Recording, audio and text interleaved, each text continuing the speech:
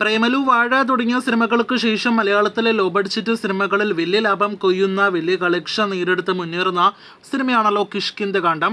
ആസിഫ് അലി, വിജയരാഘവൻ കോമ്പോയിൽ തിയേറ്ററുകളിലേക്ക് എത്തിയ സിനിമയുടെ വേൾഡ് വൈഡ് കളക്ഷൻ എല്ലാം തന്നെ ഇതിനോടകം തന്നെ പ്രതിദിനം പ്രേക്ഷകർ അറിഞ്ഞുകൊണ്ടിരിക്കുകയാണ്. ഇപ്പോഴത്തെ 40 കോടി വേൾഡ് വൈഡ് കളക്ഷനിലേക്ക് അടുത്തുകൊണ്ടിരിക്കുന്ന കിഷ്കിന്ധ്യകാണ്ഡം എന്ന സിനിമയുടെ OTT സാറ്റലൈറ്റ് വിൽപ്പനയുടെ റിപ്പോർട്ട് പുറത്തു വരുമ്പോൾ, ആ ബിസിനസ് കളക്ഷൻ റിപ്പോർട്ട് ഇപ്പോഴത്തെ പുറത്തു വരുമ്പോൾ തിയേറ്റർ കളക്ഷൻ കൂട്ടാതെ തന്നെ നോക്കുകയാണെങ്കിൽ ബിസിനസ്സിലൂടെ ബഡ്ജറ്റിനേക്കാൾ ഇരട്ടി കളക്ഷൻ നേടിയെടുത്ത് സിനിമ ലാഭം കണ്ടെത്തിയിരിക്കുകയാണ്. 12 കോടി രൂപയ്ക്കാണ് OTT സാറ്റലൈറ്റ് വിൽപ്പന നടന്നിരിക്കുന്നത് എന്നാണ് ഇന്ന് നമുക്ക് ലഭ്യമായിരിക്കുന്നത് റിപ്പോർട്ട്.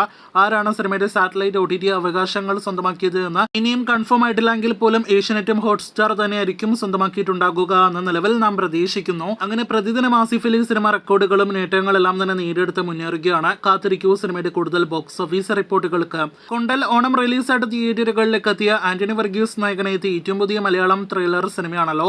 ഒരു ആക്ഷൻ പാക്കഡ് ത്രില്ലർ വിഭാഗത്തിൽപ്പെടുന്ന സിനിമയായിട്ട് തിയേറ്ററുകളിലേക്ക് എത്തി. സിനിമ തിയേറ്ററുകളിൽ പരാജയപ്പെട്ടെങ്കിൽ പോലും ഇപ്പോഴത്തെ OTT വിൽപ്പനയിലൂടെ വളരെ മികച്ചൊരു റൈറ്റ്സ് സിനിമ സ്വന്തമാക്കിയിരിക്കുകയാണ്. നെറ്റ്ഫ്ലിക്സ് ആണ് സിനിമയുടെ OTT അവകാശങ്ങൾ സ്വന്തമാക്കിയിരിക്കുന്നത്. 4 കോടി 50 ലക്ഷം രൂപയ്ക്കാണ് സിനിമയുടെ OTT വിൽപ്പന നടന്നിരിക്കുന്നത്.